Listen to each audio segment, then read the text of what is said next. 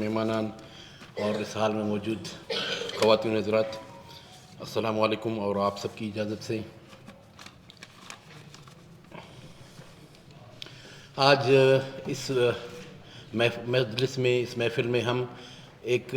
ऐसे शख्स को याद कर रहे हैं कि जो अपनी ज़िंदगी में अपने लोगों के लिए, अपने वतन के लिए, अपनी ज़मीन के लिए, अपने लोगों के लिए बिला इम्तियाज़, बिला तफरीक आवाज़ बुलंद करते रहे। बलूचिस्तान के बारे में यहाँ से बाहर के लोगों का एक तासुर ये है कि ये एक संगलाख पहाड़ों और बेआब व गया मैदानों का शायद पर मुश्तमिल कोई एक सरज़मीन है, लेकिन हकीकत ऐसी नहीं है। ये एक ऐसी मरदुम खेज़ सरज़मीन है कि जिसने शायद ही ज़िंदगी किसी शोबे में ऐसे लोगों को जन्म न दिया हो जिन्होंने अपने कारनामों से अपना नाम, अपनी सरज़मीन का नाम, अपने लोगों का नाम रोशन किया। और यहाँ ऐसे लोगों की भी कभी कमी नहीं रही कि जिन्होंने अपनी लाजवाल खिदमत और जद्दोजहद से अपना नाम तारीख़ में हमेशा के लिए अमर किया और उन्होंने साबित किया कि ये सरज़मीन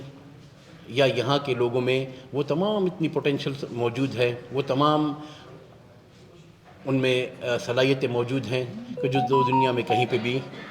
हो सकती हैं। अज़ीज़ दोस्तों, मेरी बाबा ताहिर ख़ान हज़ारा से अगरचे कुछ ज़्यादा मुलाकातें नहीं थी, लेकिन कुछ मुलाकातें ज़रूर रहीं। मैंने उनको एक ऐसे शख्स के तौर पे पाया कि जो सिर्फ़ इंसानियत की बात करने वाले थे, बिला तासुब। वो पूरे माशरे के लिए अमन चाहते थे, सकून चाहते थे, तरक्की और खुशहाली, अवाम के बुनियादी हुकूक़ के लिए वो कोशां रहे। अब ये कहना बड़ा आसान होगा कि उन्होंने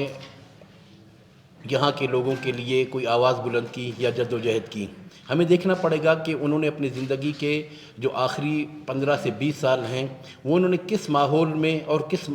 सूरत हाल में उन्होंने गुजारे। क्या वो माहौल या वो जो अरसा था वो इतना आसान था कि जिसमें खुलकर आप अमन की बात करते या लोगों के हुकूक़ की बात करते, जमहूरियत की बात करते, जमहूरी हुकूक़ की बात करते या लोगों के लिए आप आवाज़ बुलंद करते? ये एक आसान काम नहीं होता कि आप एक ऐसे माहौल में कि जब कोई बोलना न चाहे आप वहाँ पर अपनी आवाज़ बुलंद करें। यहाँ उस माशरे में कि जहाँ लोग एक दूसरी सिमत में जाना चाह रहे हों, लेकिन आप एक ऐसा लीडर जो खड़ा हो के लोगों को बताए कि जो उनकी सिमत है वो दुरुस्त नहीं है। वो लीडर वही कहलाता है कि जो कौम को एक मंजिल की निशान दिखाए, जो एक सिमत का तयन करे। हमारे यहाँ, मैं चूँकि ख़ुद बलोच हूँ, हमारे यहाँ बलोची में एक प्रोवर्ब है, कहते हैं कि अगर आप किसी वीरान बयाबान, ये पुराने दौरों की कहावत है कि वीरान बयाबान इलाके में अगर आप सफ़र कर रहे हैं, थोड़ी देर में अगर आपको ये एहसास हो कि आप सिमत खो चुके हैं, मंजिल की तरफ नहीं बल्कि कहीं और भटक गए, तो आप रास्ता तलाश करना शुरू कर दें, तो कहते हैं कि आप, हमें यकीन है कि आप अपनी मंजिल पे पहुंच जाएंगे। लेकिन अगर कोई भटक जाए उसके बावजूद वो ये समझे कि वो एक दुरुस्त सिमत में जा रहा है, तो वो कहते हैं कि हमारा ईमान है कभी अपनी मंजिल तक नहीं पहुंचता। तो कौम को एक सही मंजिल दिखाने के लिए एक लीडर की ज़रूरत होती है, और लीडर वो होता है कि जो ख़ुद आगे चले और पीछे लोगों को साथ लेके चले। बाबा की किताब मुझ तक उनके बेटे के ज़रिए पहुंची, मैं उसका शुक्रिया अदा करता हूं। अगरचे वो बहुत ताख़ीर से मुझे मिली, मैं उसे पूरी अच्छी तरह से न पढ़ सका, लेकिन उस किताब में उनके जितने मज़ामीन हैं आप उनको ज़रा उठा के देखें। वो कदम कदम पर इंतहा पसंदी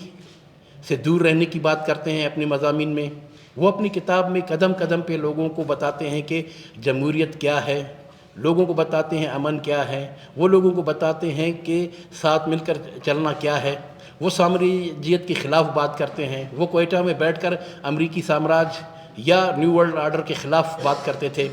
अब एक ऐसे माशरे में कि जहाँ हमने एक ऐसा जमहूरी माहौल बनाया जहाँ सिर्फ़ नारों और दावों की बुनियाद पर बातें होती हों, जहाँ पर खुशनुमा बातों से लोगों को खुश किया जाता हो, जहाँ एक ऐसे वादे किए जाएं, ऐसे बाग दिखाए जाएं कि जिस पे तालियों से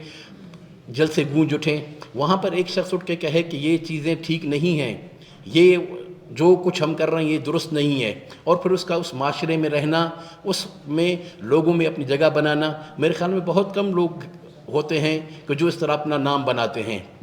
بہت سے لوگ آتے ہیں اس دنیا میں اپنی زندگی گزار کر چلے جاتے ہیں، یاد وہی رہتے ہیں کہ جو پانی کی الٹے سمت میں سفر کرتے ہیں۔ میں سمجھتا ہوں کہ طاہر خان ہزارہ نے جو اپنی زندگی گزاری